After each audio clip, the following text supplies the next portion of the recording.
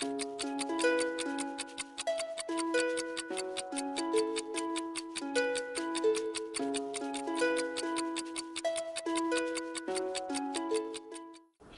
shalom. We came now to continue with another episode in talking about the system of our prayers, the connecting to the Holy One, blessed be He. There's things we still have amazing things to uncover here. There's called the marriage.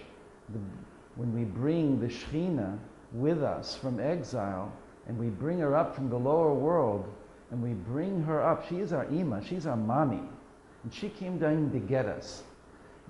What is the Shekhinah? That's an amazing thing. Shekhinah comes from Lishkon, to dwell. Mishkan is the dwelling place of God in this world. So it's said that the Shekhinah accompanies us into this world and descends in order to get us when we get lost. She goes into universities and ashrams and all kinds of places to get us. That's us, that's our souls. Because she's a mommy who cares for us. And it's really Hashem, it's just a different way of talking about Hashem. Anyway, part of our job is that she gets stuck with us, so to speak, in the galut, in the exile. She came down to help us, and yet she gets stuck because we're not doing what we should be doing. So our job is to really have compassion on the Shekhinah. And bring her back up to heaven.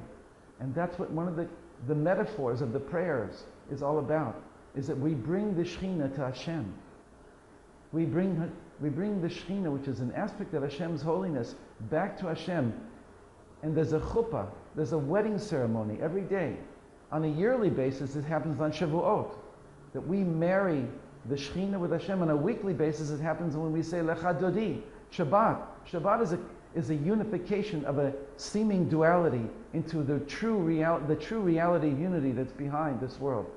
So it's just a little bit now, we'll say more about that in other times, about the bringing of the Shekhinah, the raising up of all the sparks of holiness of this world to the highest level, and that includes us. So if I'm a spark and you're a spark, we're lifting up sparks, and when you and I lift up sparks, we have the merit of having helped others, and therefore we get helped also.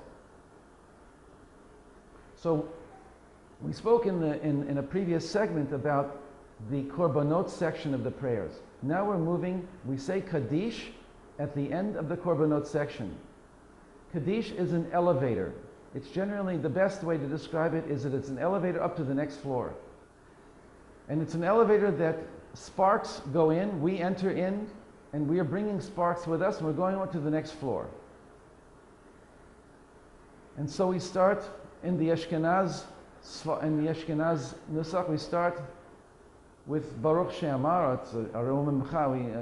the Psalm 30, and then Baruch She'amar, and then we start with Hodu. In the Sfard and Sfaradi, we start with Hodu. And all these things are explained in the Kitvei Ari in a very beautiful way. The Hodu Hashem Kiru B'Shmo, Hodu Ba'amim Alilotav, is the sparks of holiness calling to one another and saying, hey everybody, let's wake up, let's thank Hashem. He's the one who's bringing us all back like a magnet up to Him. So it's a beautiful commentary on the words of Hodu Hashem Kiru B'Shmo. Thank Hashem and call out in His name. Hodu Ba'amim Alilotav, make His deeds known among the nations. But the idea of the Pesukey de Zimra basically revolves around the Psalms of King David. It's also, there are two brachot which are really the beginning and end. The Baruch She'amar and the Yishtabach. And they are the beginning and end of the Yitzira level, the level of, the next level up above Asiyah. And in between these two brachot are the most beautiful psalms that we have. Starting with Psalm 100, which is the Mizmor LeTodah, the psalm of thankfulness to Hashem. Each thing that we say needs more to be said, but that's all right now, it's the psalm of thankfulness. Thankfulness is one of the most important emotions we have. It's natural to feel thankful, and if we know how to direct our thankfulness, first of all to our primary caretakers, to our father and our mother, to our grandpa and our grandma, to those who take care of us and to those who love us. That's the most natural thing. When somebody does something good for you, your natural reaction is, thank you. Gratitude is built into us. And what we're now going to do is to learn how to direct our thanks to the one who's behind our mother and father, the one who's behind our because have you ever heard this before? Hashem is our mother and father. Hashem is our grandmother and grandfather, our great-grandmother and great-grandmother. He only gives us a mommy and daddy so we should know a little bit of who He is. So thankfulness is one of the key emotions to connect. Nothing can stop thanks from going up and connecting to the source. And you can be thankful even if times are hard. On the contrary, it's the secret of connecting to Hashem even when times are hard. Thank you, Hashem. I know you must know a reason why I'm going through this. Even if I don't. Mizmor Todah, a chant of thanks. And the word mizmor itself is very deep. It means to cut and to sing. And the simple meaning is that when I sing, when I vibrate at a higher frequency level, when I sing, I cut away what's stopping me from seeing God. Like we're blind, we're asleep, we're in an amnesia, and what do we need to wake up? And to clear away what's stopping us, the fog that's stopping us from seeing the world is much deeper, much greater than we know. Song, vibration, frequency, lift it up, get connected through arousing your emotions. So the rabbis, the sages, who most people don't understand anything about who they were and how awesome they were.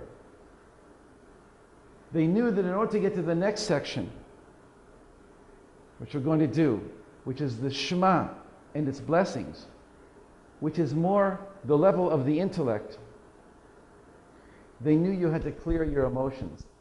You know, if somebody's blocked emotionally, you can talk about truth all day and they won't even hear you. They'll distort anything you say because they can't hear you. It's called cognitive dissonance.